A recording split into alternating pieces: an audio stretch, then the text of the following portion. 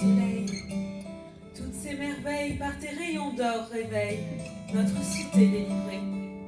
Au petit matin, silence. À présent, tant de semences dans la terre de s'engorger. L'ennemi a fui, et dans sa déroute a laissé sur les chemins les carcasses de ses armes et les corps de ses soldats vaincus.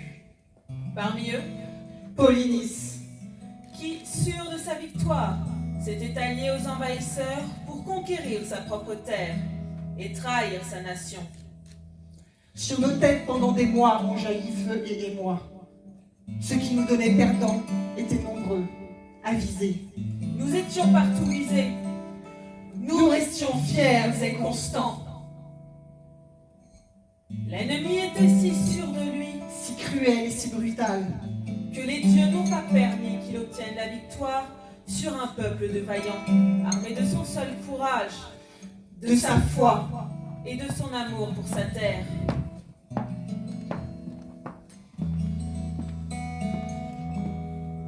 c'est ainsi que foudroyé, Polynice le fourvoyé aux enfers fut envoyé. À l'issue de ces combats, on retrouva ici-bas les enveloppes bien vides d'Éthéocle et Polynice, qui, lassés des jeux de lice, se donnèrent mort fratricide. À présent, pour cette nuit seulement, oublions nos morts et nos souffrances. L'heure est à la prière, aux célébrations et aux remerciements envers ceux qui nous ont donné la victoire.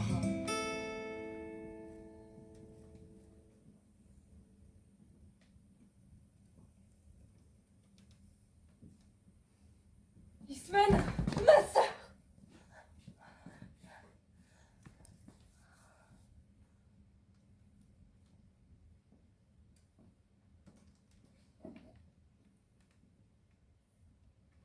La malédiction qui pèse sur notre lignée est à nouveau à l'œuvre.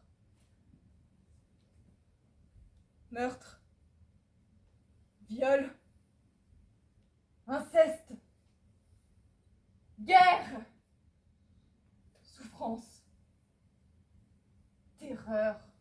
Rien ne nous a été épargné jusqu'ici. Et voilà que nos malheurs continuent. Un nouvel édit s'impose à nous, voulu par un homme seul, au mépris de toutes les lois qui font l'humanité.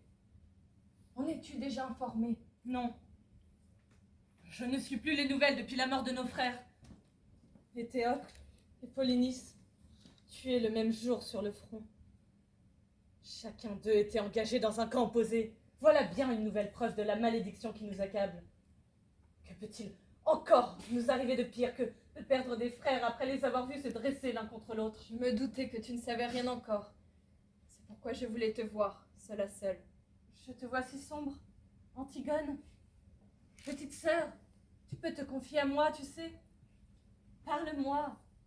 Dis-moi ce qui te tourmente. Notre chef, omnipotent et mal aimé, a trouvé un nouveau moyen de se faire détester.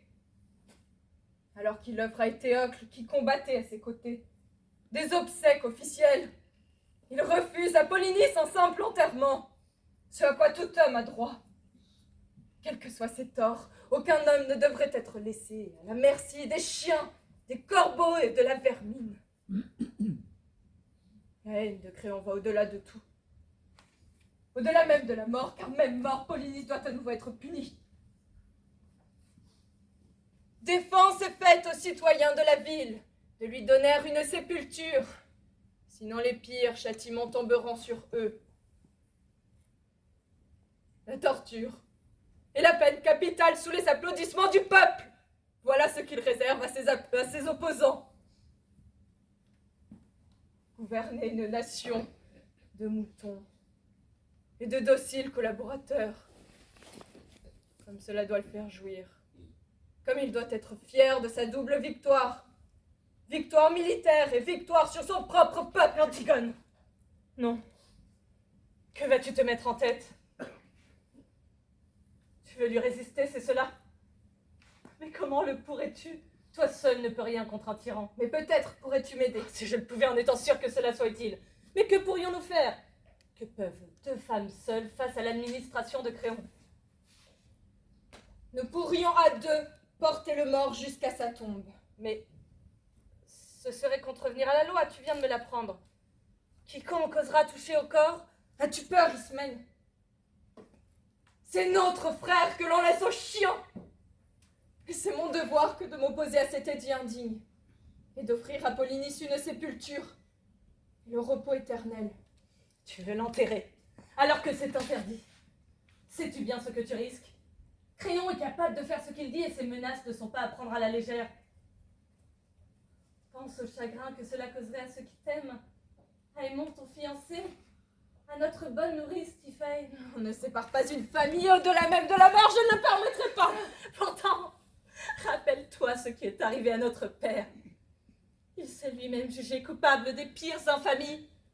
Parricide et incestueux, il s'est arraché les yeux, se condamnant à la plus cruelle déchéance, tandis que Jocaste, notre mère, choisissait de se pendre. Et voilà que nos frères s'entretuent. Tu le vois bien, enfin, notre famille est déchirée au-delà même de la mort, et nous sommes, toi et moi, son seul espoir de réhabilitation. À présent, Antigone, il ne reste plus que nous, seules survivantes de cette famille maudite. Faut-il que nous périssions, nous aussi, d'une manière aussi cruelle et vaine?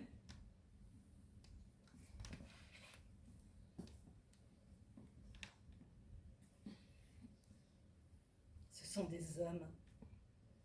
des hommes comme Créon qui confisquent le pouvoir et s'en délectent au prix du malheur de leurs sujets. Que peuvent deux femmes comme nous face à la force brute, qui ne connaît ni le pardon ni la compassion? Je ne vois pas pour l'instant d'autre choix que de céder, même s'il faut obéir à des lois iniques. Ce n'est pas notre volonté, puisque nous y sommes contraintes par la force. Aussi, je crois que notre frère nous pardonnera. Ce serait folie de courir à la mort. Après ce que tu viens de dire, je ne souhaite plus que tu m'aides. Tu es libre de tes choix. Pour ma part, ma décision est prise. Je l'ensevelirai. Je sais que j'en mourrai. Mais comme nos parents avant nous, je suis libre de choisir ma mort. Celle-ci a un sens pour moi. Je rejoindrai tous ceux qui ont vécu avant nous. Et eux comprendront et approuveront mon acte. Ce n'est pas que je désapprouve, ni ne comprends ton geste. Mais je suis incapable pour ma part d'y jouer ma vie et de braver la loi. Fais comme tu le sens. Moi, je vais de ce pas recouvrir de terre le corps de notre frère. Antigone, j'ai peur pour toi. Ne te préoccupe pas de moi, Ismène, mais de ton propre sort. Je t'en prie, sois discrète et n'en parle à personne. Je te promets de me taire. Si tu en parlais, je ne nierai rien. Je suis fière de ce que je fais. Tu es une entêtée, une âme téméraire, une insensée.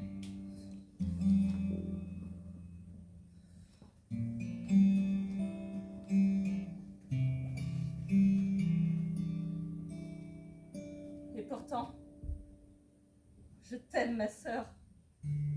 Et comme je tremble pour toi.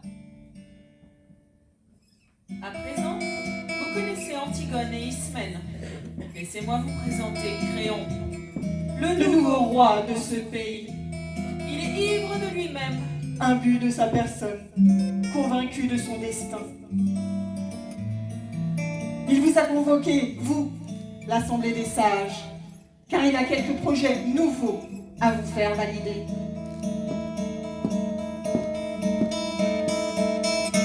Peuple de Thèbes, après des mois de fer et de sang, nous avons vaincu et notre nation est libre. Sous le règne de mon prédécesseur, nous avions déjà résisté à l'ennemi et ses fils avaient su reprendre le flambeau jusqu'à ce qu'il s'entretue sous nos yeux. Éthéocle choisissant la défense de notre patrie chérie, et Polynice, préférant la traîtrise.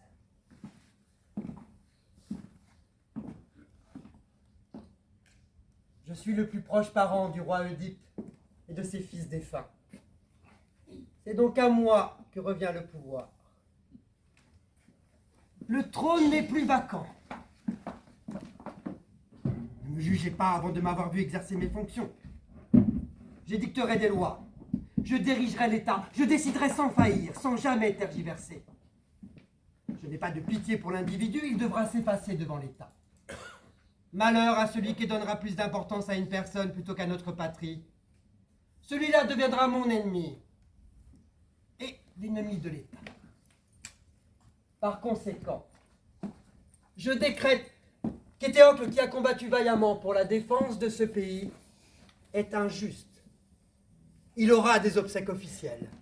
Honneur lui sera rendu et la nation portera son deuil. En revanche, Polynice, qui est revenu à la tête des troupes ennemies pour prendre cette ville par la force, Polynice est déclaré traître à la patrie. Nul ne devra honorer sa mémoire et nul ne devra pleurer pour ce moins que rien. Qu'il pourrisse au soleil et soit dévoré par les chiens. Voilà tout ce qu'il mérite. Vous, Assemblée des sages, Et vous, peuple de Thèbes, vous voilà fixés, c'est Créon, fils de Ménécée, qui décide désormais de qui est ami ou ennemi de l'État. et toi, Créon, qui peut désormais imposer ta loi aux vivants, te voilà capable aussi de l'imposer aux morts. J'ai fait placer des gardes près du corps, au cas où, malgré mon édit, quelqu'un conscient ou ignorant s'aviserait de vouloir enterrer le traître. Précaution inutile, qui pourrait bien risquer la mort à te désobéir. Pour l'amour de l'argent, les gens sont capables de tout. Tu le sais bien. Entre, soldat. Ne reste pas là à te dandiner d'un pied sur l'autre. Es-tu venu chercher des ordres? M'apportes-tu quelques nouvelles? Bonnes, j'espère. Parle. Roi Créon, je viens vous trouver, mais c'est sans entrain et sans précipitation. À dire vrai, je viens à reculons. En effet, tu n'as pas l'air heureux de me voir, et pourtant tu es venu. Qu'as-tu donc à me dire? J'ai été désigné d'office volontaire pour vous annoncer une nouvelle désagréable. Ce n'est pas l'envie qui m'a manqué de faire demi-tour et de laisser à d'autres la charge d'essuyer votre courroux. Pour tout vous dire, je n'étais pas pressé d'arriver au palais. Ce que j'espère à cet instant, c'est que vous ne considérerez pas le porteur de la nouvelle comme le coupable, et qu'après ce que je vais vous dire, vous saurez faire la part des choses. Je suis que le messager, pas le coupable des faits dont je vais vous parler. Accouche une fois pour toutes. Je verrai bien quand tu auras parlé ce que valent tes excuses. D'abord, sachez que personnellement, je n'ai rien fait. Je ne sais même pas qui l'a fait. Je peux donc pas être tenu pour responsable. Responsable de quoi? Parle, tu te sentiras mieux après. Quelqu'un a recouvert de terre sèche le cadavre et effectué des rites funéraires. Comment? Qui a osé? Une personne est venue dans la nuit, sans bêche ni pioche. Autour du corps, la terre est restée dure et sèche. Pas de trace de pas, ni de roue. Comme si l'auteur avait flotté dans les airs sans toucher terre pour accomplir son forfait. C'est au moment du lever du jour, à l'arrivée de la relève, que nous avons découvert la scène.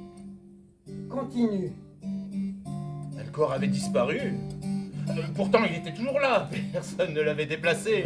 Il était juste recouvert d'une fine couche de terre. Bon, on voyait bien que personne n'était venu, hein. Ni chien, ni charognard, ni homme. Nous étions comme sidérés, incrédules. Ce n'était tout simplement pas possible. Nous nous sommes insultés les uns les autres. Nous sommes accusés. Chaque garde criait son innocence et accusait son voisin. L'autre est toujours le fautif quand on se sait innocent. Hein. Nous étions une troupe d'innocents prêts à en venir aux mains. Sous la douleur du fer rouge, nous aurions encore juré que nous n'y étions pour rien. Nous n'avions rien vu.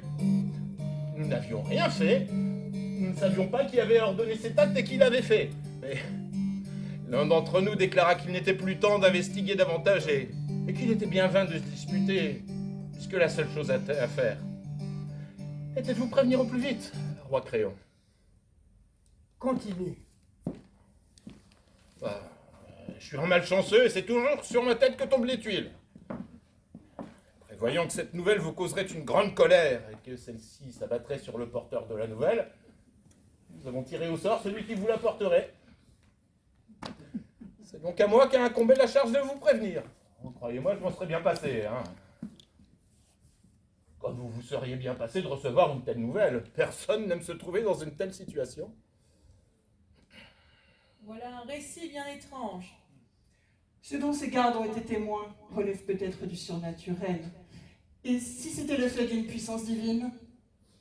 Quelle ineptie. Si tu ne crains pas de passer pour un être sénile ou débile, alors crains au moins ma colère, car tu m'échauffes les oreilles avec de telles bêtises. Il n'appartient pas aux dieux d'enterrer les morts. Et en aucun cas il ne pourrait honorer un homme qui, de son vivant, a incendié leur temple, détruit des lieux de culte, violé les lois. Où as-tu vu que Dieu prenait le parti des méchants? Et toi, garde, est-ce donc ce que tu crois? Oh, pour ma part, j'ai les pieds sur terre et je crois pas beaucoup aux interventions divines, hein. Ou alors de façon invisible. Je dis pas qu'il faut rien pour nous. Ce que je dis, c'est qu'ils ne font rien qui se voit vraiment. Si leurs actions se voyaient clairement, les hommes n'auraient qu'à constater leurs bienfaits quotidiennement. Au lieu de ça, ils sont obligés d'y croire pour les voir.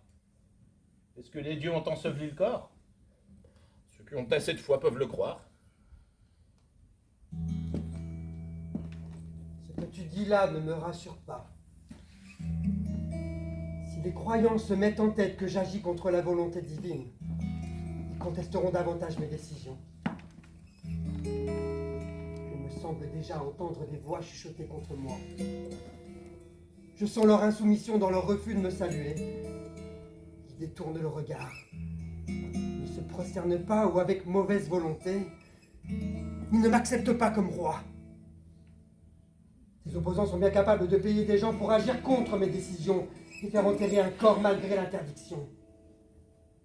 N'es-tu pas de mon avis? Oh, tout à fait, roi Créon. Pour de l'argent, je connais des gens qui vendraient père et mère. Alors enterrer un mort, ça ne devrait pas les rebuter. Notez bien que pour ma part, j'en serais bien incapable. D'abord parce que j'aurais déjà bien trop peur de perdre la vie dans une telle entreprise, et ma foi, la vie vaut bien plus que de l'argent. Ensuite, on voit bien tout le mal que l'argent fait. Il provoque les guerres. Il jette les gens à la rue quand ils peuvent plus payer leurs dettes. Il pousse les plus malheureux et les plus avides à inventer toutes sortes de combines malhonnêtes pour s'enrichir au détriment des gens. Bon. Mon sentiment est que ce qui est bien mal acquis profite pas longtemps aux criminels. Tu affiches sagesse et désintéressement. Et je vois bien à ton récit que ta vie est ton bien le plus précieux. Aussi, je te crois bien capable de mentir pour la conserver. Si tu veux vivre, écoute le serment que je te fais. Si toi et tes camarades ne retrouvez pas et ne me ramenez pas devant moi, pieds et poings liés, l'auteur de cet ensevelissement, vous serez jugé complice de ce criminel. Vous vous balancerez gentiment au bout d'une corde. Vous aurez alors l'éternité pour méditer sur la notion de profit, la mesure qu'il faut savoir garder face à l'argent, et la perdition qu'engendre l'amour de l'or. De nous deux, vous êtes le plus riche? Et on savait sûrement plus que moi sur les méfaits de l'argent. Je vous l'ai dit, je suis pas intéressé et susceptible de me faire acheter. Dois-je parler encore ou puis-je m'en retourner? Tu ferais bien de te retirer car tu m'échauffes les oreilles. Encore les oreilles? Est-ce vraiment votre Prends garde à toi! Je suis un homme honnête et intègre, je n'ai jamais été corrompu. Si! Tu t'es vendu pour de l'argent! Juger à tort un innocent est une grande faute. Conteste mon serment autant que tu voudras. Mais si tu ne désignes pas les coupables, pour eux tu expieras le crime.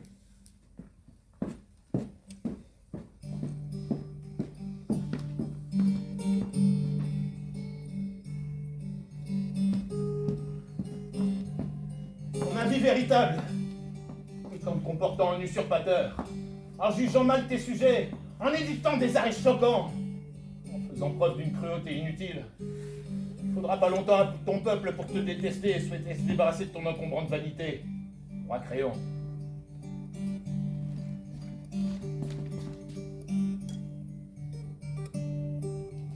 Bon, on va chercher le coupable, je le trouve ou pas. Je sais à présent à quoi m'attendre lorsque je comparaîtrai à nouveau devant toi. Au moins, j'ai constaté dans cette aventure l'une de ces actions discrètes que les dieux mettent en œuvre pour nous. Je suis vivant! Je m'en sors sain et sauf contre toute attente. Du moins pour le moment. Quel que soit le Dieu qui m'épargne aujourd'hui, je lui rends grâce.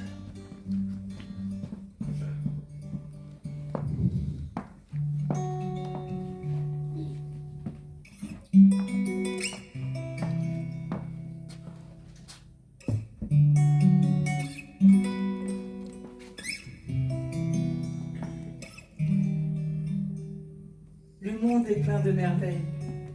L'homme en est une, en sommeil. Il affronte les pires tempêtes. Il ensemence toutes les terres. Il navigue par toutes les mers. Ne connaît pas la défaite. Il capture des animaux, ceux qui volent ou nagent dans l'eau. Ceux qui courent dans la montagne, il les a domestiqués. Il se dit civilisé. Il construit dans la campagne des monuments à la gloire de ses dieux, de ses victoires. L'avenir est devant lui. Il vaincra la maladie. Ivre de cette mélodie, la civilisation, lui. Le mal, le bien, il peut tout. Peu importe qu'il soit le roi, car la nature et ses lois sont à respecter partout.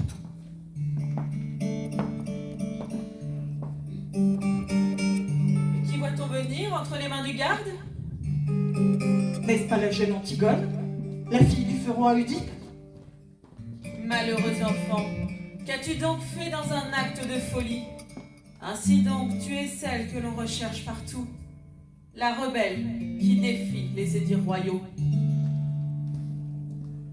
Voilà celle qui a osé défier l'autorité royale. Voilà celle qui a commis le délit. Nous l'avons surprise au moment même où elle s'était remise à l'enterrer. Où est Créon? Le voilà qui sort du palais pile au bon moment. Allons, il paraît que je tombe à pic. Roi, il semble bien que tout ce que nous avions imaginé sur les causes de l'ensevelissement soit démenti par une réalité toute simple. Bon. Je n'avais pas prévu de me représenter devant vous de sitôt, secoué comme j'étais par les menaces terribles que vous avez proférées contre moi. Et voilà que la malchance me quitte enfin et que mes craintes s'estompent d'un coup. Je viens, ici même, devant vous, comme vous l'avez demandé, présenter la coupable du forfait.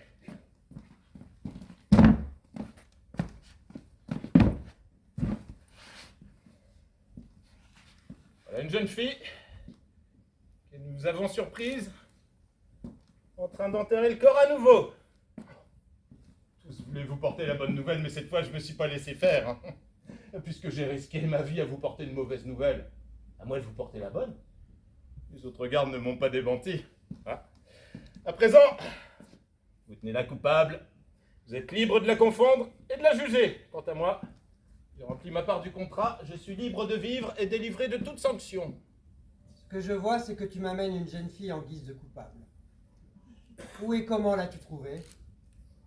Près du corps, elle était en train de l'ensevelir. Nous l'avons prise sur le fait.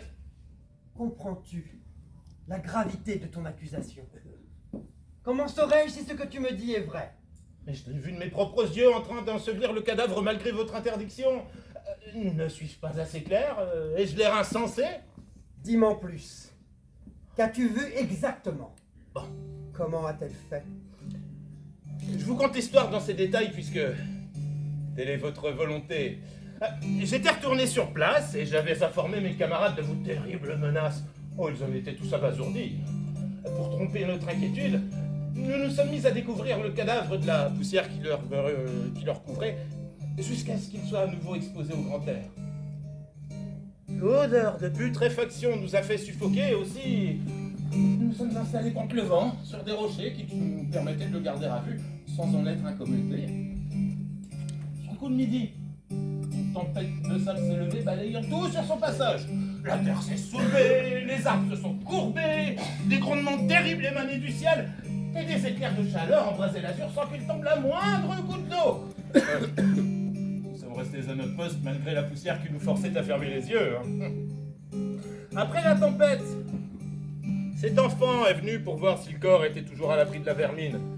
D'abord, nous l'avons entendu pousser des cris aigus de désespoir, tel un oiseau trouvant son nid privé de ses petits. Oh, puis elle a proféré des insultes abominables contre nous qui avions détruit son œuvre de la nuit précédente. Sans perdre un instant, elle s'est mise à main nue à recouvrir le cadavre de la poussière qui glanait ça et là tout autour du corps, versant de l'huile parfumée sur le peu de terre qu'elle avait recueilli, puis récitant la prière des morts tandis qu'elle mettait à brûler de l'encens.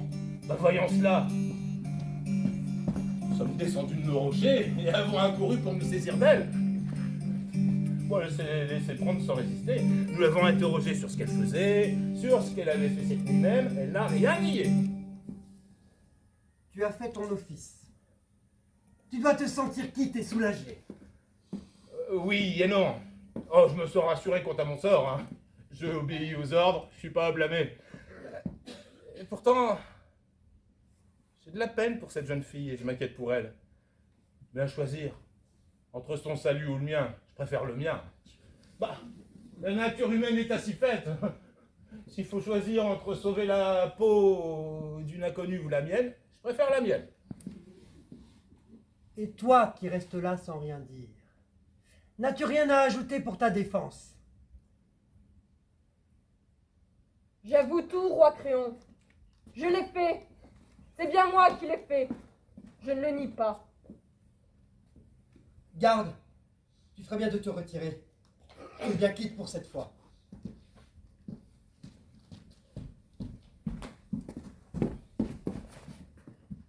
Antigone, qu'as-tu fait? Ne connaissais-tu pas l'édit qui interdisait d'enterrer Polynice? Si. Comment aurais-je pu l'ignorer? Il était public. Et pourtant tu es passé outre. Oui. Parce que ce n'était pas une loi divine, ni un acte de justice. Sur des règlements de portée supérieure, je veux bien régler ma conduite. Mais tes décrets sont bien en dessous de cela. Qui es-tu, toi, simple mortel? Même roi, tu n'as pas le droit de violer toutes ces lois divines et toutes ces règles immuables, non écrites, qui guident notre conduite et font que nous ne nous comportons pas comme des animaux, mais comme des êtres humains. Par crainte de tes seules volontés, je devrais, selon toi, renoncer à agir de manière civilisée et respectueuse. Quelle arrogance! Petite folle! C'est la mort que tu risques à me provoquer! La mort? Mais qu'importe.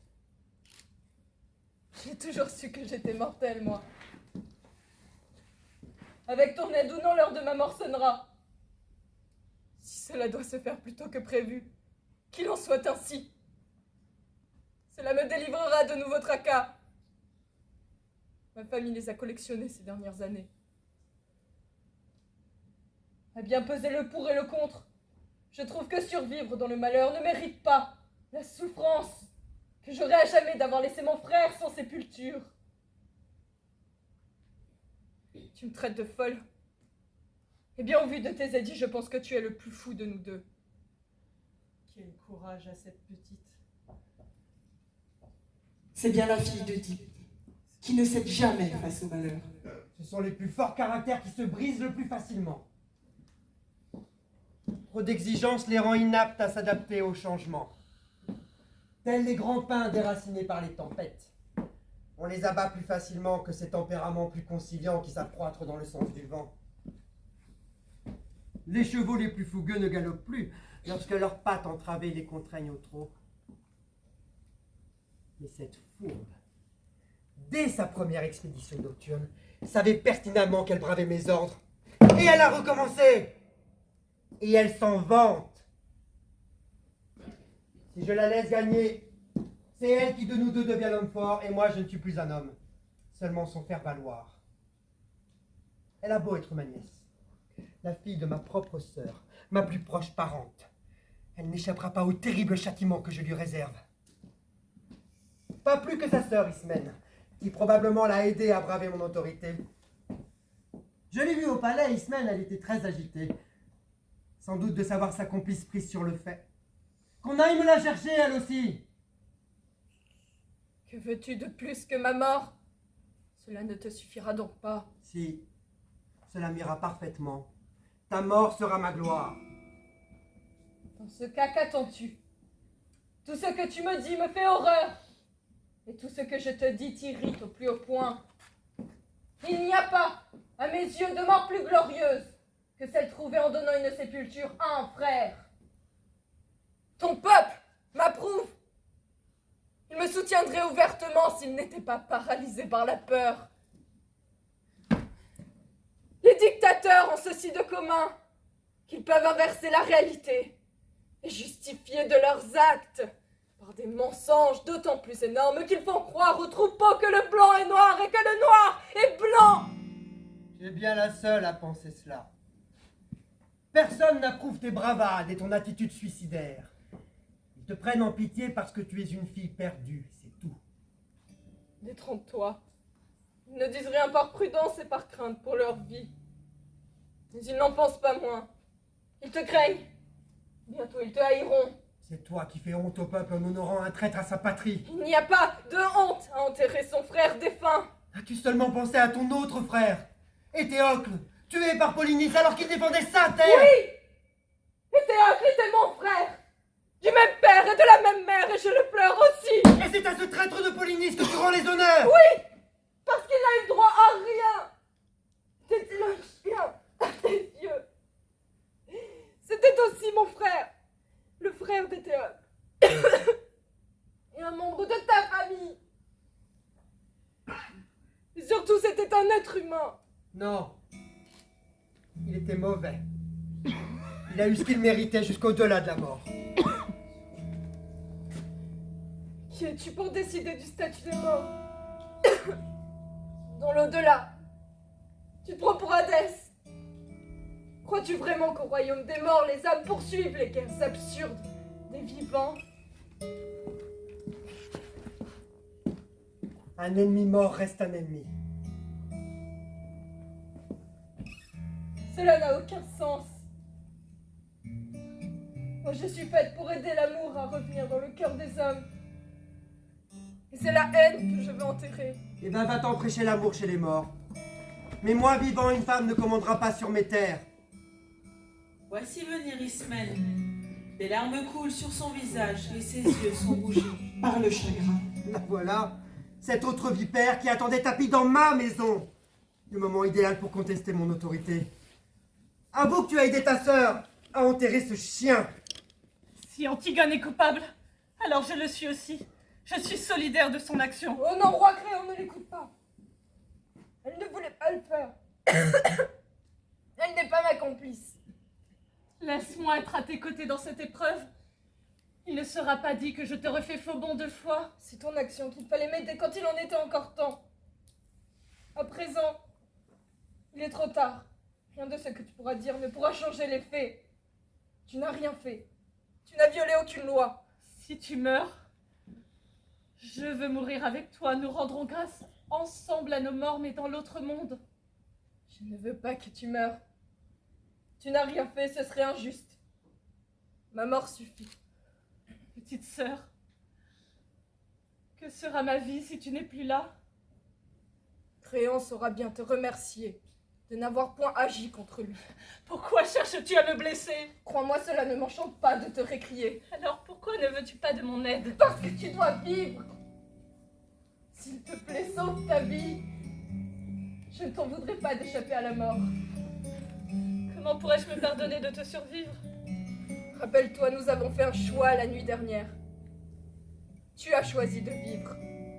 Moi, j'ai choisi de mourir. Si seulement j'avais pu te convaincre. Ismène, regarde-toi. Tu es vivante. Alors arme-toi de courage pour affronter la vie. Moi, je me sens morte depuis longtemps. Je ne suis plus utile aux vivants. Je le serai peut-être aux morts. Voyez-vous cela? L'une est folle de naissance et voilà que la contagion se répand. La deuxième est en train de perdre la raison. Roi, comment ne pas devenir folle devant tant de malheurs? En restant dans le camp des saints d'esprit et en ne suivant pas ta sœur dans sa folie. La vie n'aura plus de sens sans elle. Ne me parle plus d'elle, elle est déjà morte à mes yeux. Tu veux vraiment faire mourir la fiancée de ton fils? Une de perdue, 10 de retrouvée. Et que fais-tu de leur engagement? Aucun de mes fils n'épousera une mauvaise femme. Ton fils, Aimon, est un homme d'honneur. Tu le prives de sa promise et de ses vœux. Il va en souffrir lui aussi. Tais-toi, je ne veux plus t'entendre. Antigone doit mourir, j'ai dit. Garde! Emmène ces femmes. Enferme-les et surtout ne les laisse pas tomber.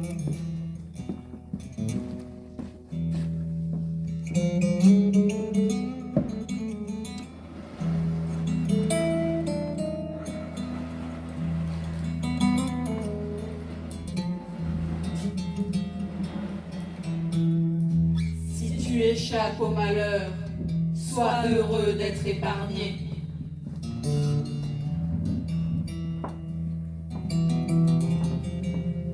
Rappelle-toi que la lignée d'Antigone crie de douleur. Il semble bien que les dieux les aient voulus malheureux. Aucune des générations n'a jamais pu les sauver. Quand ils veulent se relever, elle surgit, la malédiction. Et Théocle et Polynice, douce Ismène, belle Antigone, allez prier à Dodone, afin que nul ne périsse. Oedipe, tes derniers enfants n'ont pas été épargnés. Rien ne pouvait les sauver de ce destin étouffant.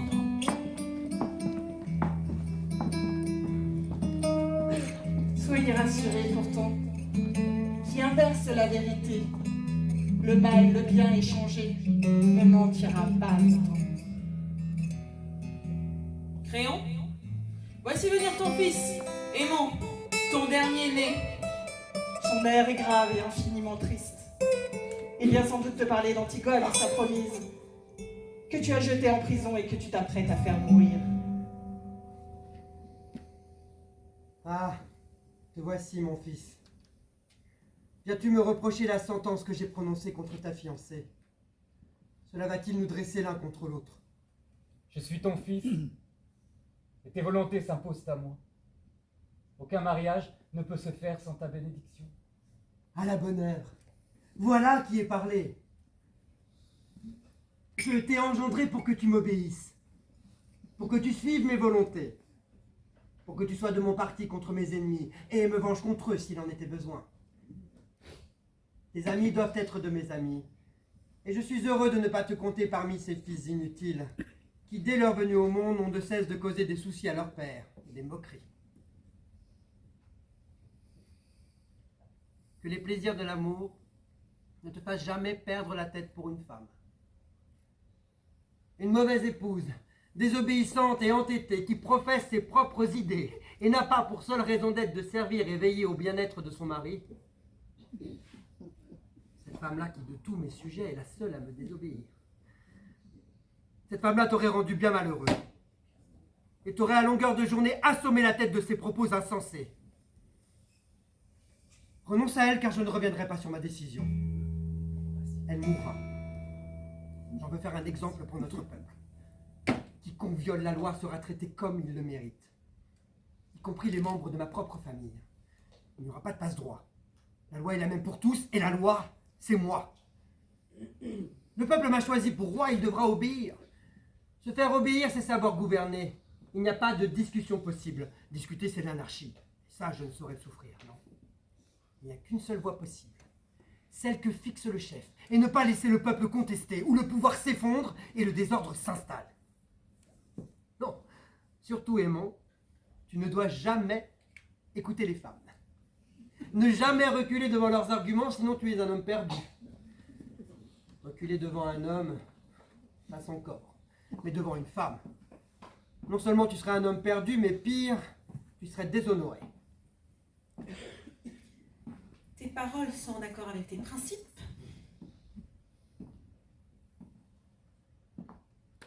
Père, la raison la meilleure, si j'en crois ce que je vois, est celle du plus riche et donc du plus puissant. Que tu sois avisé dans tes propos, je ne me permettrai pas d'en juger, ni même de dire le contraire. Pourtant, d'autres avis, bien différents du tien, pourraient être valables tout autant. Anonyme au milieu du peuple, je puis l'écouter, observer dans l'ombre tes sujets. J'entends ce qu'ils pensent, ce qu'ils murmurent, ce qu'ils se disent entre eux. Assuré du fait que tu ne pourras pas les entendre, car oui, je te le confirme, ils te craignent plus que tout. Je les entends te blâmer, plaindre cette jeune fille. Ils disent que de toutes les femmes, elle est celle qui mérite le moins une mort infamante, car son acte était héroïque. Ils disent, au contraire, qu'elle mériterait d'être honorée, pour n'avoir pas permis que son frère, laissé sans sépulture, soit la proie des charognards. Voilà ce qu'ils se chuchotent en ville, cher père. Et si je te le fais savoir, c'est parce que rien ne m'est plus précieux que ta réussite et ton bonheur. Le succès d'un père honore son fils, comme celui du fils fait honneur au père. Pourtant, ne crois surtout pas que seul ton avis compte. Ce serait pure vanité. Plus on est sûr de soi, plus on s'entête en n'écoutant pas les autres. Tu cites souvent la nature, je crois. Ne dirais-tu pas qu'il est vain pour un arbre de résister aux éléments? Pour un marin d'affronter la tempête sans abattre sa voile? L'arbre qui ne plie pas est abattu par la tempête. Le marin qui fait face au vent sans biaiser risque de retourner sa coque. N'en est-il pas de même pour toi qui refuses de mesurer ta colère? Je suis jeune encore, il est vrai. Et ce que je crois savoir, c'est qu'il est toujours juste de s'en remettre à des paroles sages. Il n'est point de vérité qui soit le fait d'un seul homme. Roi Créon, ton fils a parlé avec sagesse. Accorde-lui ton attention. Et toi, Aimon, fils de Créon, écoute aussi ton père et les arguments qu'il te donne. Que dis-tu? Moi, Créon l'Ancien, j'aurais quelque chose à apprendre de ce jouvenceau. Mais père, la sagesse et la vertu ne se comptent pas au nombre des années. Quoi? Tu voudrais que je fasse l'apologie du désordre? Je ne défends tout de même pas le crime. Pourtant, à mes yeux, Antigone est une criminelle. Ce n'est pas ce que pensent les gens. Ce n'est pas à la populace de dicter sa loi. Mais tu t'entêtes comme un enfant, tu ne raisonnes plus. Quoi? Tu voudrais que je gouverne pour le compte du peuple? Oui, ton pays ne t'appartient pas, car il n'est pas de patrie qui ne soit un seul. Non, le pouvoir est à moi, et à moi seul. Voici Créon, grand roi régnant sur un désert. Voici Aimon, défenseur de la cause d'une femme. Eh bien, il faut croire que tu es une femme, car je ne me soucie que de toi en ce moment. De quel droit juges-tu ton père? De quel droit piétines-tu la justice? Moi, je piétine la justice parce que je veux faire respecter mon pouvoir. Tu te compromets en prenant des édits scélérats qui portent atteinte à toutes les valeurs humaines. Je le vois bien, elle t'a complètement corrompu. Te voilà l'esclave d'une femme. Jamais. Je ne te suivrai si tu me pousses au déshonneur. Tout ce que tu dis va en faveur de cette créature impure. Eh bien, je te le dis. Jamais tu ne l'épouseras vivante. Jamais. Eh bien, Antigone mourra. Mais elle ne mourra pas seule. Est-ce une menace? Ah, je ne menace pas. Je combats des idées néfastes. Résister, c'est courir à ta perte. Toi, l'esclave d'une femme. Si tu n'étais pas mon père, je dirais que tu as perdu la raison. Tu parles seul, et dans ton monologue, tu n'écoutes jamais rien. Que si je les entends, tes arguments détestables, Et je vais te les faire regretter tout de suite. Garde! Qu'on m'amène cette sorcière, qu'on l'égorge à l'instant sous les yeux de son fiancé, ici et maintenant! Certainement pas! Elle ne mourra pas devant moi! Et toi, Créon, le tyran de Thèbes, jamais plus tu ne me reverras vivant!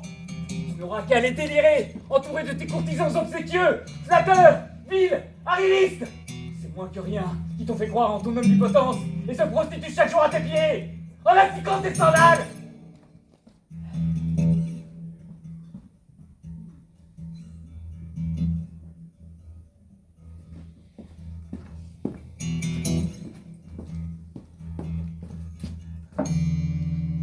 Roi, tu l'as mis hors de lui. Le voilà parti et il est profondément blessé.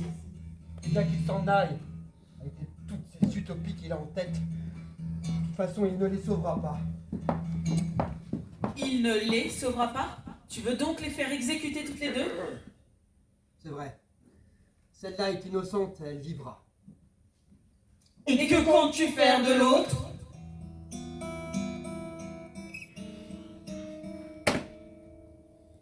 Elle sera conduite loin de la ville. Là, je veux l'emmurer vivante au fond d'une grotte, avec juste assez de nourriture pour tenir un jour ou deux. Elle aura alors le temps de prier Hadès, le dieu qu'elle révère par-dessus tout. Elle comprendra alors qu'il l'a abandonnée et qu'elle a eu bien tort de me résister. Je ne la fais pas mourir, non. Je l'offre à la mort. Roi Créon, il faut bien que je t'appelle ainsi, puisque te voilà devenu roi, et moi reine par cette occasion. Tu fais bien de le remarquer. Tu m'honorais comme ton époux, tu dois le faire comme ton roi, et être reconnaissante pour ce que tu me dois. Hélas, que cette promotion t'a changé. Je ne reconnais plus l'homme que j'aimais, l'homme qui défendait sa patrie sans calcul ni arrière-pensée. Se peut-il que le pouvoir change à ce point un homme? Que dis-tu? Je suis toujours moi, je n'ai pas changé. Si, tu as changé. À présent, tu as le pouvoir. Tu prends des édits et tes décisions sont contestables. On ne conteste pas mes décisions. Je suis le chef à présent et il est normal que je sois obéi. D'ailleurs, de quel droit prends-tu la parole? Tu es une femme, tu dois te taire. Mais comment pourrais-je me taire alors que tu as maltraité notre fils Aimon? Il est sorti de votre entretien anéanti.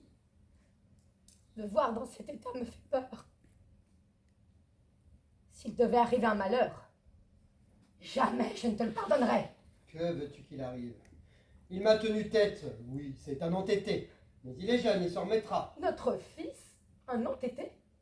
Tiens, je me demande s'il peut tenir ça. Je ne sais pas. De ton père, peut-être. Ne plaisante pas. Il est effondré. Et j'ai peur de ce qu'il pourrait faire si tu ne lui rends pas son Antigone. Quelle importance que le frère soit finalement enterré, si ça peut ramener le calme dans la ville. On dit que la colère gronde, ici et là, dans ton royaume. Tes décisions divisent la population, et ton pouvoir n'en sort pas grandi. Hier, tu étais chef de guerre. Tous te suivaient. Tu étais leur guide incontesté. À présent, même tes hommes ne te comprennent plus. Ils se demandent si ton entêtement ne serait pas un signe de folie. Femme, tais-toi! De quel droit prends-tu la parole? Une bonne épouse doit se ranger avec humilité et en toute occasion derrière son mari. Une bonne épouse doit se garder de bavarder et d'assommer l'homme de ses propos inconséquents.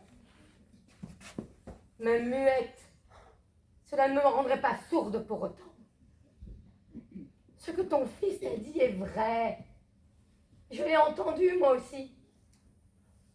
Prends garde à ne pas détruire en peu de temps ce que tu as mis une vie à construire.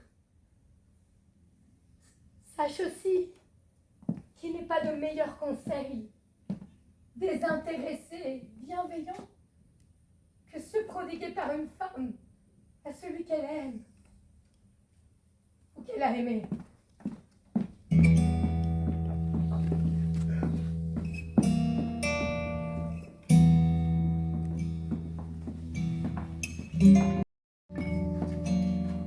Amour, tu nous tiens. Parmi nous, tu es partout. Tu fais partie du grand tout. Tu nous enserres dans tes liens. Tu es la cause du conflit au sein de cette famille. Que de sentiments fourmillent et triomphent au fond d'un lit.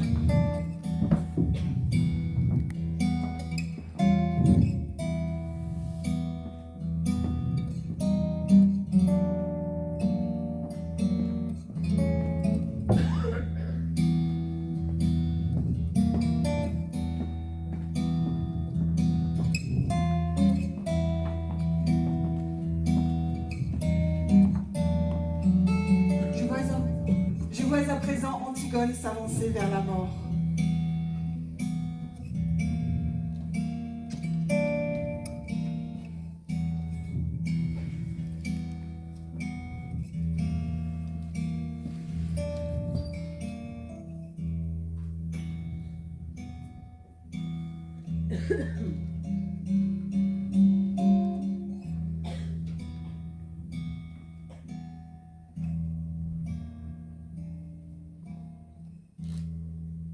Citoyens! Peuple de Thèbes! Je m'en vais vers ma dernière demeure. Je tombe sous le coup d'une loi indigne. Je vois le soleil pour la dernière fois. Je n'aurai eu ni noces, ni chant d'amour. Je devais épouser Aimon, mon aimé. Mais c'est l'Achéron que je vais épouser. Pauvre petite. Tu marches droit vers la crypte des morts. Ta beauté est éternelle. Car ni la maladie, ni la vieillesse, ni aucune blessure n'aura flétri ton corps. Tu es bien la première à descendre aux enfers vivante et de ton plein gré. On dit que jadis, la fille de Tantale subit un sort semblable. Transformée en rocher, elle défie les éléments pour l'éternité. Te voilà comparée à une déesse alors que tu es mortelle. Avoir un destin divin dans la vie comme dans la mort, voilà qui est grand pour une morte. Pourquoi te moques-tu de moi alors que je suis encore là? Peuple de Thèbes, regarde-moi! Je tombe sous le coup d'une loi indigne et pour finir, je suis enterrée vivante. Dans votre souvenir, je resterai celle qui est partie. Ni vivante, ni morte. Je suis privée d'existence.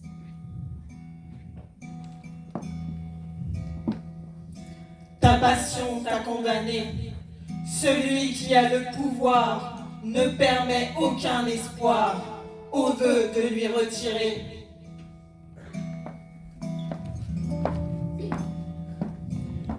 Tu as poussé l'audace si loin que le marteau de la justice t'a écrasé.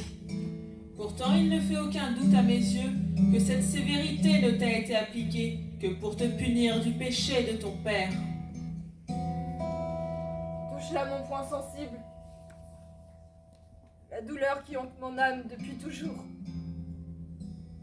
J'appartiens à une fratrie issue d'une union incestueuse entre notre père et notre mère. Se peut-il que mes frères et moi ayant agi de manière à ne pas avoir de descendance, cette malédiction ne me permettait pas d'épouser Aimon, je le comprends à présent. Notre lignée devait s'éteindre. À présent, le plus triste, je te le dis, est de partir sans être pleuré, sans famille, sans mari ni enfant, sans amis. Allons, bande de pleurnichards! On n'en finit jamais avec ces pleureuses, ces chants funèbres, ces plaintes morbides. Comment se fait-il qu'elle soit encore là, celle-là? On l'amène à sa tombe sans plus tergiverser. Qu'elle y reste seule et abandonnée aussi longtemps qu'il lui sera donné de vivre, du moment qu'on la revoit plus. Je veux retrouver mon père, ma mère, et mes frères que je chéris de mon vivant. Je ne saurais jamais si j'aurais su être une femme ou une mère, puisque le fil de ma vie s'arrête ici. Apparemment, plus personne ne me sauvera plus. Ni les dieux, ni les hommes. Aux hommes qui me traitent ainsi, je leur pardonne. Puissent-ils ne jamais connaître une douleur aussi grande que celle qu'ils m'infligent. Antigone reste égale à elle-même. Son âme exaltée souffle encore le vent de la tempête. Non. Personne ne te sauvera. Et force restera à la loi. Garde. Si tu tardes encore à l'emmener, je reviens sur ma décision et je t'enferme avec elle.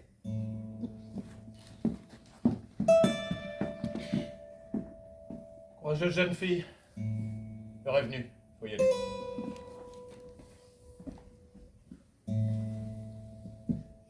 Croyez-moi si vous voulez. Je suis bien désolé, mais personne ici peut rien faire pour l'éviter. Je suis encore bien malchanceux. Car c'était encore à moi qu'incombe de conduire à la mort la dernière de nos princesses. J'ai entendu que vous nous pardonniez. C'est d'une grande générosité. Je ne partirai pas sans prière et sans regret. Je vais pleurer et prier pour vous.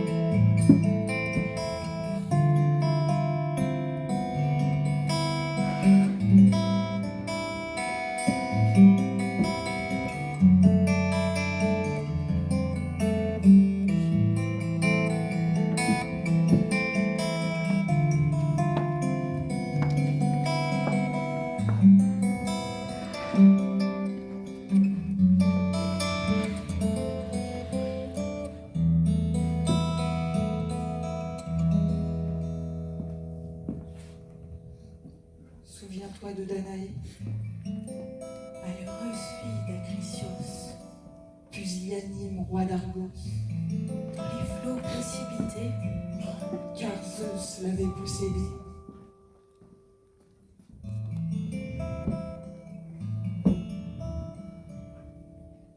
Les exemples sont nombreux.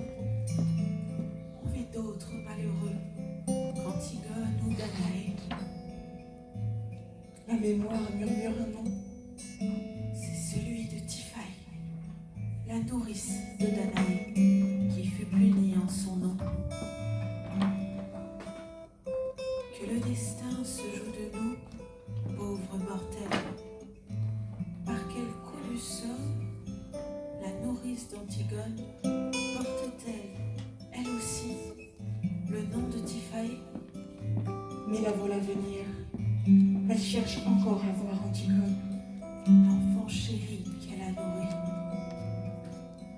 La voilà qui rôde nuitamment près de sa tombe.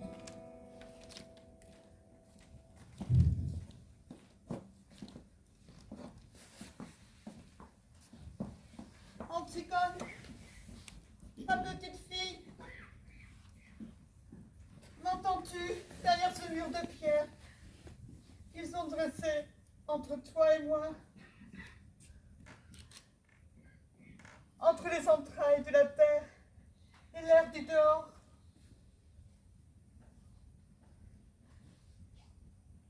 Je vois bien que tu ne m'entends pas. Peut-être es-tu déjà morte au fond de ta grotte. Il y a tant de choses que j'aurais aimé te dire, que je ne t'ai pas dites. Car une nourrice est là pour prendre soin de ses enfants. Elle n'a pas vocation à être leur confidence. Elle est là pour servir. et pour aimer. Je te le dis, ma petite chérie, comme je t'ai aimée, comme je t'ai aimée.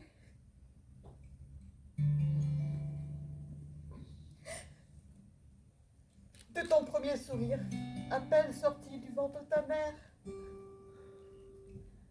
à tes premières tétées, de tes premiers pas dans le jardin de Thèbes, aux premiers mots que tu m'as adressés, à moi qui m'occupais de toi. Je t'ai aimé, alors que tu grandissais en beauté et en intelligence.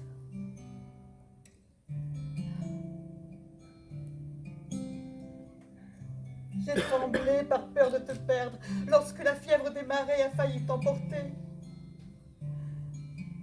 J'ai prié les dieux chaque fois que tu risquais de trébucher pour qu'ils te donnent la grâce et le succès.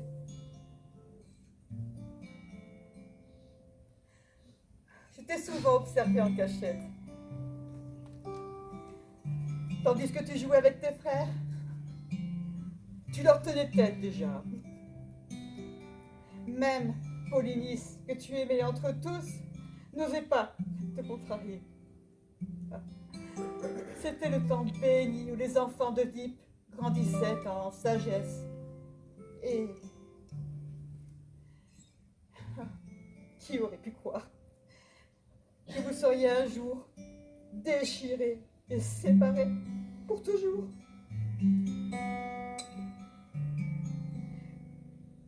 Que n'ai-je le pouvoir de changer le cours des choses? Tu méritais de vivre. Aucun des fils de ta famille ne t'avait altéré. J'aurais tant aimé que tu sois heureuse. Ainsi, j'aurais pu mourir en paix, satisfaite que l'un de mes enfants ait droit au bonheur. Antigone, ma petite fille, tu n'as jamais pensé à moi, mais moi, j'ai vécu pour toi. À présent, que vais-je devenir? Je suis brisée, brisée.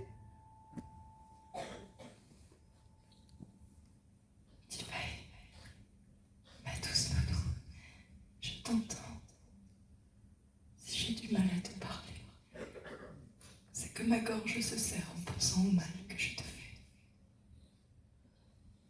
Ma chérie, je t'en prie, je ne veux pas que tu souffres davantage encore pour moi. Brunette, tu ne me causes que de la joie. Tu n'imagines pas le bien que cela me fait d'entendre ta voix. Je me sentais tellement abandonnée. Cela m'apaise de savoir que tu penses à moi. Ce n'est pas comme si je n'avais pas existé. Je vivrai tant que tu penseras à moi. Tes souvenirs d'enfance me reviennent.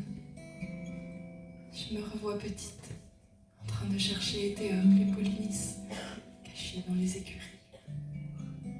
Ismène la sage nous observait depuis la maison, tandis qu'elle effectuait des travaux d'aiguille. Et je ressens encore ton invisible et bienveillante présence. Je ne te l'ai jamais dit, mais je t'aimais, Tivée, sans le savoir, sans pouvoir l'exprimer. Grâce à toi, je peux dire que j'ai été aimée. Laisse-moi, avant de partir, te remercier pour tant d'amour. Et lorsque tu penseras à moi, pense à l'Antigone des jours heureux. Je ne t'abandonnerai pas, ma petite fille. Je reviendrai ici, toutes les nuits, en cachette des soldats de Créon. Gentille nourrice, demain tu ne m'entendras plus car je n'aurai plus ni pain ni eau. C'est une mort horrible qui m'attend.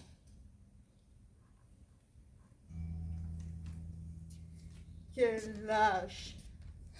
Quel homme abominable, ce Créon, qui te contraigne tellement. Maudit soit-il. Tu peux m'aider, nourrice, à ne pas souffrir 1000 morts dans cette obscurité qui m'environne. Il reste une fente, là, entre deux pierres. Par là, je puis entendre ta voix. Par cette ouverture, tu peux me glisser une lame ou une corde. Ce que tu trouveras me conviendra. Antigone, ce que tu me demandes là est vraiment terrible. Autant que de me laisser agoniser dans ce sinistre trou, privé de tout. Si tu m'aides, tu feras échouer le vœu de Créon qui voulait m'infliger la pire des souffrances.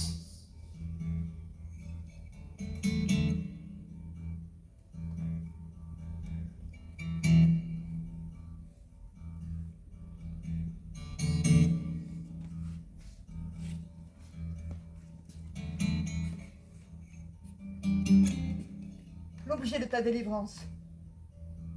Je m'en vais te le chercher. Je serai là demain à l'aube.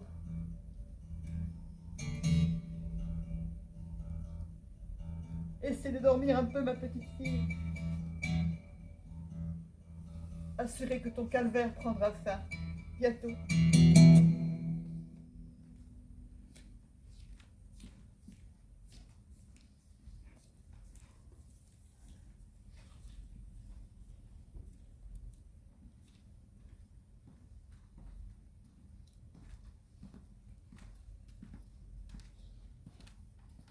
Antigone! Antigone, m'entends-tu? Par tous les dieux, se peut-il que tu ne sois déjà plus? Aimant, mon aimé, est-ce bien toi? Oui, ma princesse, c'est bien moi. Des heures que je guette le moyen de pouvoir te voir, et c'est seulement maintenant que tu as été enterré et que la garde a été levée que je peux enfin t'approcher. J'ai craint de ne plus jamais entendre ta voix. Je crains que tu n'aies épousé le parti de ton père contre moi. Me connais-tu si mal? Ma princesse, mon héroïne, mon amour pour toi m'a ouvert les yeux. Je me suis dressé contre mon père. Entre lui et moi, la rupture est consommée. Mieux vaut ne pas avoir de père que d'être le fils d'un tel monstre. Pardonne-moi, mon aimé. Car nous ne vieillirons pas ensemble. Jusqu'au lever du jour, je ne te quitterai pas. Vivons ensemble ces quelques heures, comme s'il s'agissait de toute une vie.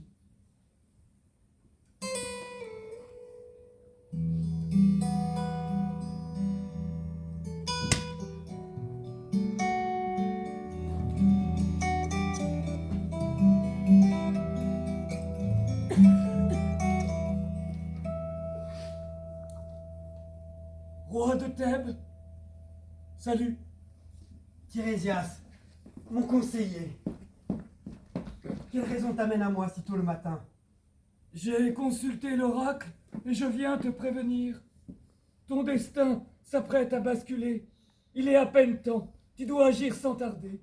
Que dis-tu? Tu m'effraies, parle vite. J'ai lu dans les entrailles des oiseaux sacrifiés que tu étais la cause d'un grand trouble qui s'abat sur ton royaume. La maladie s'est mise à frapper les vivants partout où pourrissent les corps de tes ennemis sacrifiés. Tu as pu te tromper en laissant le corps de Polynice se décomposer au soleil, mais tu peux encore te rattraper avant que le mal ne soit trop grand. Il semble que tu aies voulu en quelque sorte le tuer 2 fois. Renonce à cela, car tu fais du mal à ton peuple. Donc si tu me trahis, eh bien je te le dis, à toi et à tous les autres, jamais je ne laisserai enterrer ce corps. Mais je te conseille pour ton bien, la sagesse doit guider les gouvernants. Parle plutôt de déraison. Es-tu atteint toi aussi de la maladie d'Antigone? Plutôt n'as-tu pas reçu de l'argent pour venir m'influencer? Mais oui, c'est cela. Tu t'es fait acheter. Combien valent tes conseils aux yeux de mes ennemis? Les devins aiment l'argent, c'est bien connu. Et les tyrans aiment l'or et ce que leur donne de pouvoir. Créon, réfléchis. Mes conseils t'ont fait gagner la guerre, et tu crois que je me laisserai acheter à présent? Quel serait mon intérêt, puisque je suis déjà dans ton camp? Ah, tu vas me pousser à te dire ce que j'ai sur le cœur. Dis ce que tu as à dire, du moment que tu n'en tires pas profit. Non, c'est toi qui vas en tirer profit. Voici mes prédictions. Avant que le soleil n'ait fini sa course, un de tes enfants mourra. C'est la rançon que tu devras payer pour avoir enterré vivante une innocente et privée de tombe un combattant. Mais tu n'en seras pas quitte pour autant, car dans ta maison surgiront bientôt des lamentations. Je te laisse juger si mes prédictions sont à vendre.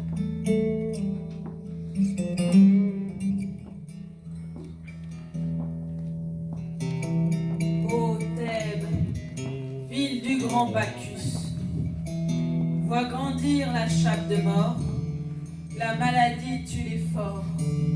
Tous ces corps couverts d'humus, de pourriture infectée, notre eau ont contaminé. Polynice n'était pas seule. D'autres ont eu le même sort, abandonnés, seuls, dehors, sans sépulture, sans linceul. Roi, d'aussi loin que remontent mes souvenirs, jamais Tirésias ne s'est trompé dans ses prédictions.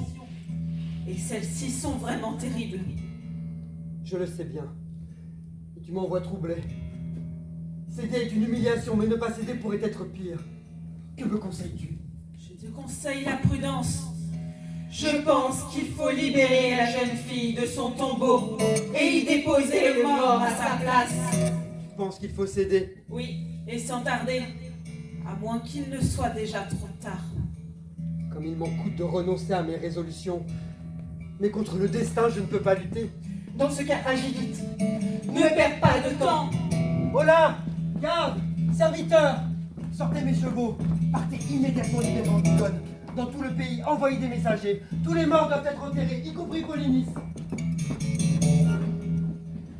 Et mon fils, tu m'as guère flatté hier et tes propos m'ont blessé. Mais je ne t'en tiendrai pas rigueur. Je vais te rendre Antigone et abroger mon arrêt. Voici donc 12 cavaliers qui ventrent à terre, fendent l'air. Ils savent ce qu'ils ont à faire, les ordres leur sont familiers. Mais partout, la maladie a emporté tes enfants.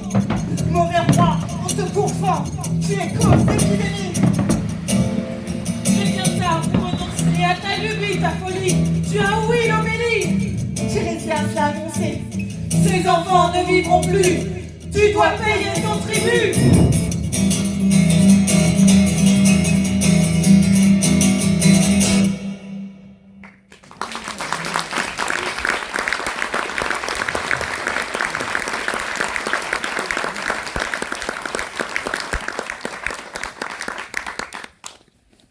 Où est le roi? Oh, par tous les dieux, je suis maudit. Le sort s'acharne sur moi. J'ai encore tiré la paille la plus courte. On met à choisir. Quitte Créon ou moi est le plus malheureux. À tout prendre, je suis le moins à plaindre. Je ne possède rien, ni n'ai jamais rien possédé d'autre que ma propre vie. J'ai rien à perdre. Ni richesse, ni pouvoir, ni épouse, ni enfant. Mais Créon, lui, passe du statut de puissant gâté par la vie à celui de misérable. Il a tout perdu. Le pire dans tout cela, c'est que ses courtisans ont fui et c'est sur moi que tombe encore la délicate mission de lui annoncer son malheur. Que pourrais-je lui dire d'ailleurs? Que nul sur cette terre n'est à l'abri des aléas du destin, qu'il n'est aucun remède pour empêcher le malheur de frapper, et si cela est écrit. Oh. Hier encore, Créon était un héros. Il avait sauvé son pays contre une grande puissance ennemie. Il avait en ses mains le pouvoir absolu. Il avait une noble épouse et 2 beaux enfants. Et voici qu'il perd son bonheur. Oh. Il possède toujours le pouvoir et la fortune, certes, mais que vaut la richesse sans la joie de vivre?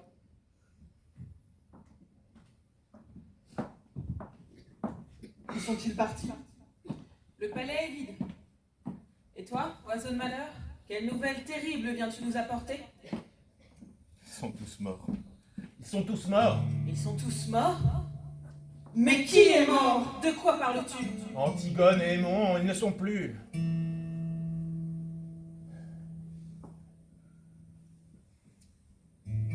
Hélas, oh ma déesse, est-ce ainsi que tu réponds à mes prières? Et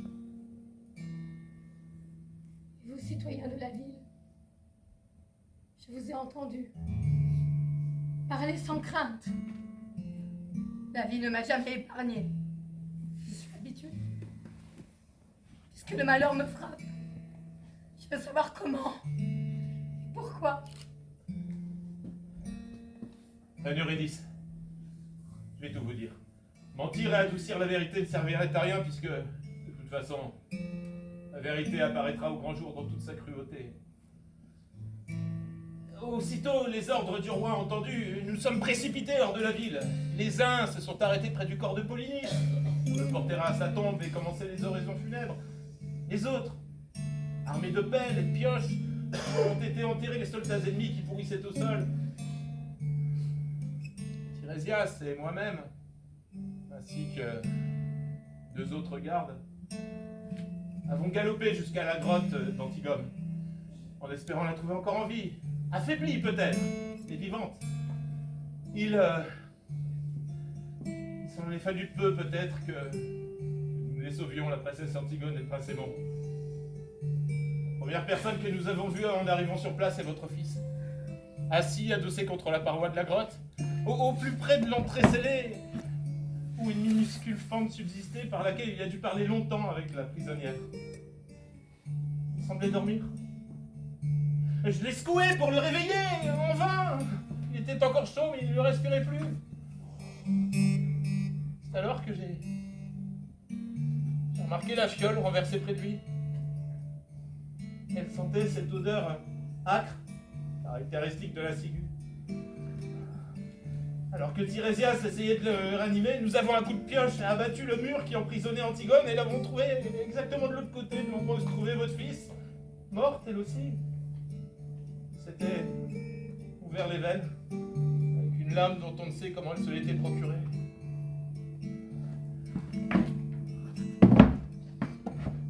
Chère maîtresse, Tirésias n'a pu rappeler vers nous l'âme de votre fils. Aussi est-ce seulement le corps de ces 2 jeunes gens que nous avons ramenés avec nous, pour qu'il leur soit rendu les honneurs qu'ils méritent.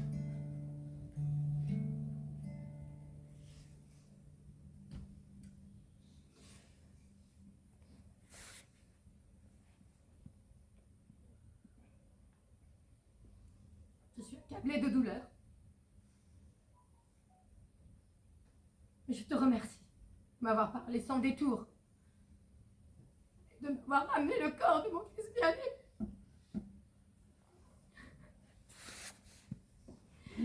Si seulement la vie d'une reine avait été écoutée. Si seulement la voix des femmes avait été entendue. Rien de tout cela ne serait arrivé. Rien. Je me retire. Je désire être seule.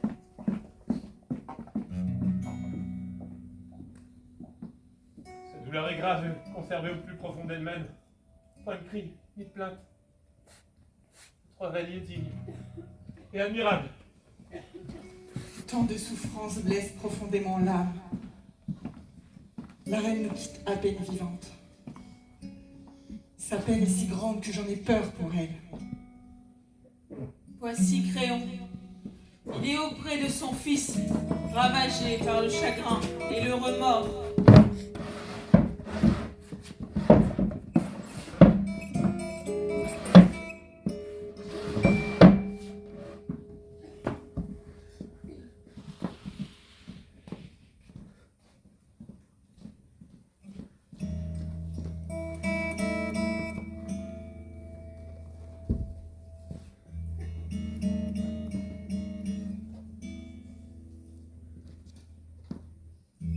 Trop de raisons mènent à la déraison. J'en suis l'exemple tout craché. Meurtrier et victime sont de la même famille. Il ne s'est pas suicidé, non, c'est moi qui l'ai tué. suis l'assassin de mon propre fils. Tu avais la vie devant toi et je t'en ai privé. Tu reconnais ta faute bien tard. Trop tard, hélas. Quel Dieu cruel a habité mon esprit et guidé mon bras contre ma propre famille. Maître, un autre drame vient de se produire dans votre maison. Que dis-tu? Quel malheur peut encore arriver alors que j'ai perdu mon fils? Il s'agit de la reine. Mais quoi, la reine? Maître, la reine est morte. La reine est morte. Mais comment? Pourquoi? Eurydice n'est plus. Elle est tombée sans vie après vous avoir maudit. Tous sont courus à son secours, mais son cœur, brisé, avait cessé de battre. Par tous les dieux, c'est encore moi. C'est moi qui l'ai tuée, elle aussi. Je suis maudit. Que la mort vienne prendre ma vie à moi aussi. Je ne suis plus rien. Je n'existe plus. Je suis plus qu'un roi déchu par sa seule folie. Déchu, tu ne l'es pas.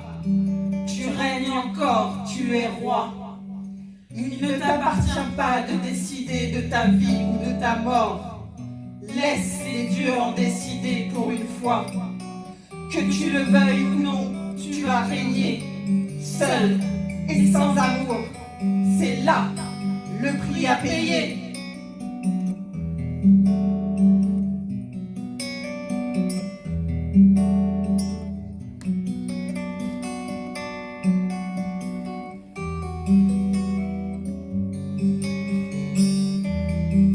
Amour, amour, tu nous tiens. Parmi nous, tu es partout. Tu fais partie du grand tout. Tu nous enserres dans tes liens.